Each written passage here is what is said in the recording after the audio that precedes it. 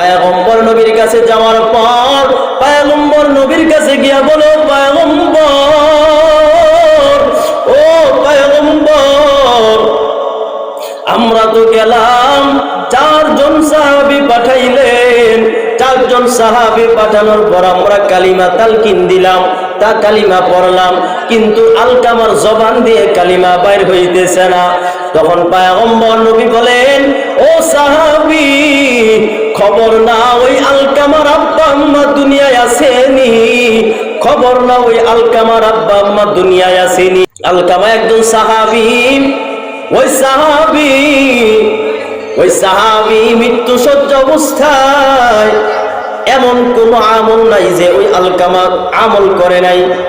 নবীর সাথে যুদ্ধ ছিল, যুদ্ধ করেছে, এমন কোন আমল নাই ওই আলকামা করে নাই। এমন অবস্থায় মৃত্যু সজ্জা অবস্থা হয়ে গেলেন, ওই আলকামার জবান দিয়ে কালিমা বাইর হইতেছে না। বলেন কি বাইর হয় না? কালিমা বাইর হয় না। আলকামার স্ত্রী পয়গম্বর নবীর কাছে লোক পাঠাইয়া বলে, ও সাহাবী, নবীর কাছে খবর দাও, আমার স্বামী আমার মৃত্যু সজ্জা অবস্থায় হয়ে গেছে, কিন্তু ওই আলকামার জবান দিয়ে কালিমা বাইর হয় না, আপনি একটু আল্লাহর নবীর কাছে গিয়া বলেন। সাহাবীরকে পাঠাইলেন, নবী বলেন আলকামার জবান দিয়ে যেন কালিমা বাইর হয় না। নবী তখন চারজন সাহাবীকে পাঠাইলেন, বেলাল রাদিয়াল্লাহু তাআলা আনহু সহকারে আরো তিনজন সাহাবীকে আলকামার কাছে পাঠাইলেন। আলকামার কাছে পাঠানোর পর ওই বেলাল সাহাবী ওই আলকামার সামনে দাঁড়াইয়া বসিয়া বলে, লা ইলাহা ইল্লাল্লাহু মুহাম্মাদুর রাসূলুল্লাহ বলতেছে, তারপরও ওই আলকামার জবান দিয়ে কালিমা বাইর হয় না। তারপর ওই সাহাবীরা পয়গম্বর নবীর কাছে গেলেন। পয়গম্বর নবীর কাছে যাওয়ার পর পয়গম্বর নবীর কাছে গিয়া বলো, পয়গম্বর, ও পয়গম্বর, আমরা তো গেলাম, চারজন সাহাবী পাঠাইলেন, চারজন সাহাবী পাঠানোর পর আমরা কালিমা তালকিন দিলাম, তা কালিমা পড়লাম, কিন্তু আলকামার জবান দিয়ে কালিমা বাইর হইতেছে না। তখন পয়গম্বর নবী বলেন, ও সাহাবী, খবর না ওই আলকামার আব্বা আম্মা দুনিয়ায় আসেনি, খবর না ওই আলকামার আব্বা আম্মা দুনিয়ায় আসেনি। তখন খবর নেওয়ার পর দেখতেছে ওই আলকামার আব্বা জান দুনিয়া ছেড়ে চলে গেছে, কিন্তু বৃদ্ধ একজন আম্মা জান দুনিয়ায় আছে। তখন আলকামার এই খবর পয়গম্বরের কাছে নেওয়ার পর পয়গম্বর বলে, ও সাহাবী, আলকামার মা আম্মা জানরে তুমি আনো, আম্মা জানকে তুমি ডাক দিয়ে আমার কাছে খবর দাও, যদি আলকামার আম্মা যদি না আসতে পারে তাহলে বলি আমি পয়গম্বর নবী আলকামার আম্মার কাছে যাব। তখন আলকামার আম্মা জানের কাছে খবর পাঠাইলেন, ও আলকামার আম্মা জান, নবী বলছে আপনি যদি সামর্থ্য হন তাহলে আল্লাহ নবী বলছে আপনি আল্লাহ নবীর কাছে দেখা করার জন্য, না হলে বলছে আল্লাহ নবী আপনার কাছে আসবে। আলকামার আম্মা জান বলে, ও সাহাবী, আলকামার আম্মা বলতেছে, আলকামার আম্মা জান বলতেছে, আল্লাহ নবী পয়গম্বর নবী আসবে না, আমি আল্লাহ নবী পয়গম্বর, ওই আল্লাহ নবী পয়গম্বর নবীর কাছে আমি যাব। ওই আম্মা জান বৃদ্ধ মহিলা খুটিয়া পয়গম্বর নবীর কাছে গেলেন। পয়গম্বর নবীর কাছে যাওয়ার পর বলতেছে, ও পয়গম্বর, আপনি আমারে কেন খবর দিছেন? পয়গম্বর নবী এই কথা শোনার পর পয়গম্বর নবী মুহাম্মদুর রাসূলুল্লাহ আলকামার আম্মা জানরে বলতেছে, ও আলকামার আম্মা জান, আলকামা কেমন আপনি একটু জানান। আম্মা জান বলতেছে, আলকামা অনেক ভালো মানুষ, নেক আমল করে, তাহাজ্জুদ নামাজ পড়ে, আপনার সাথে যুদ্ধ গেছিল, আল্লাহ তাআলার এমন কোনো আমল নাই আলকামা কোনো আমল করে নাই, সব আমল আলকামা করছে। আল্লাহ নবী পয়গম্বর ওই আলকামার আম্মা জানরে বলে, আলকামার আম্মা জান, আপনি আপনি সত্য করে বলবেন আলকামা আপনার সাথে কেমন ব্যবহার করত, আপনার সাথে কেমন সম্পর্ক।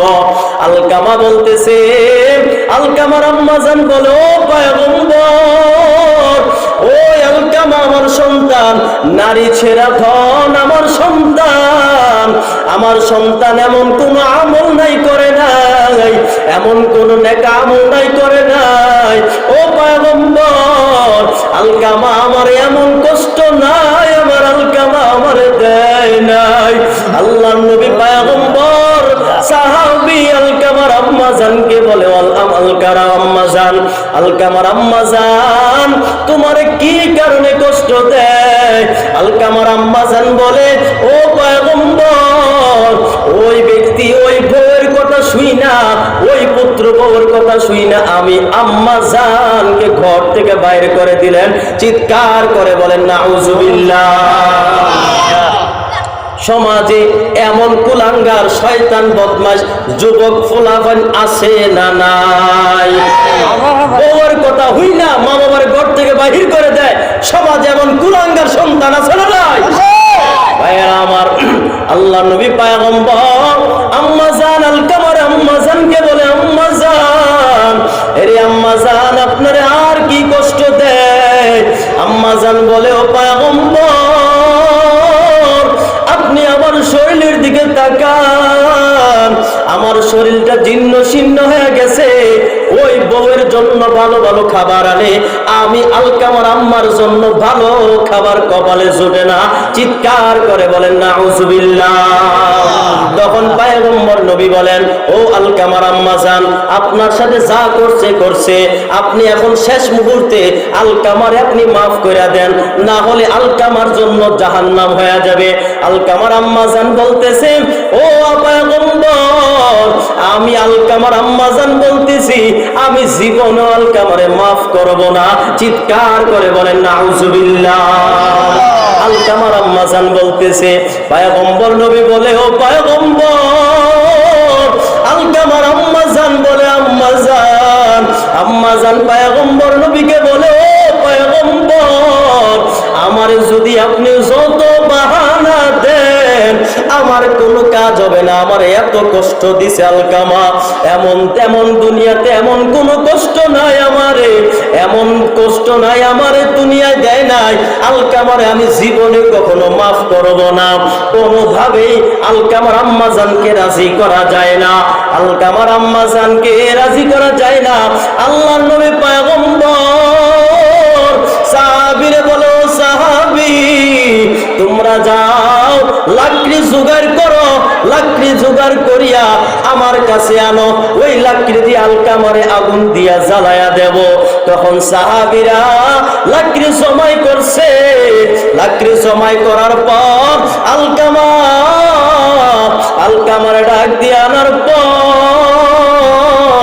আলকামারে আল্লাহর নবী পয়গম্বর সাহাবী বলতেছেন, ও সাহাবী আগুন ধরাও। লাকড়ি দিয়ে আগুন ধরানোর পর আলকামারে আল্লাহর নবী পয়গম্বর নবী বলেন, আলকামারে তোমারে সাহাবীদেরকে বলে আলকামারে আগুনে ফালায়া দাও। তখন এই মুহূর্তে ওই আলকামার আম্মা জান চিৎকার করে বলেন, ও পয়গম্বর আমার সন্তান যত অপরাধ করুক, কোনো মা চায় না সন্তান মায়ের চোখের সামনে সন্তান আগুনে পড়ো, ঠিক কিনা ভাইয়ার আমার? তখন আলকামার আম্মা জান বলে, ও পয়গম্বর আমার আল্লাহর নবী পয়গম্বর আমার এত কষ্ট দেওয়ার পর আমারে খানার কষ্ট দিছে, চলার কষ্ট দিছে, আমার জীবন পোশাকে কষ্ট দিছে, ভালো ভালো খাবার নিয়ে তার ঘরে বউরে খাওয়াইছে। আলকামার আম্মা জান এত কষ্ট দেওয়ার পরেও আমার সন্তান যখন আমার চোখের সামনে জাহান্নামের আগুন নয় দুনিয়ার আগুনে পড়বে, আম্মা জান সহ্য না করতে পারিয়া চিৎকার কইরা নবীর পায়ের সামনে পড়ে গেলেন। চিৎকার করে বলেন সুবহানাল্লাহ। এইটা হলো আম্মা জানের রূপ। এত আম্মা জানদেরকে এত মায়া এত কষ্ট দেওয়ার পরেও ওই আম্মা জান রাগ করিয়া বলছে আলকামারে আমি জীবনে মাফ করব না। কিন্তু যখন সরাসরি দেখলেন আলকামারে, যখন সন্তান দেখলেন বিপদে পড়বে, তখন কোনো মা সহ্য করতে পারে না, কোনো মা সহ্য করতে পারে না। যদি আল্লাহর খাঁটি বান্দা হইতে চান, আল্লাহর খাঁটি বান্দা হইতে চাইলে তুমি আমরা সবাই পিতা মাতার খেদমত করা লাগবে। চিৎকার করে বলেন সুবহানাল্লাহ।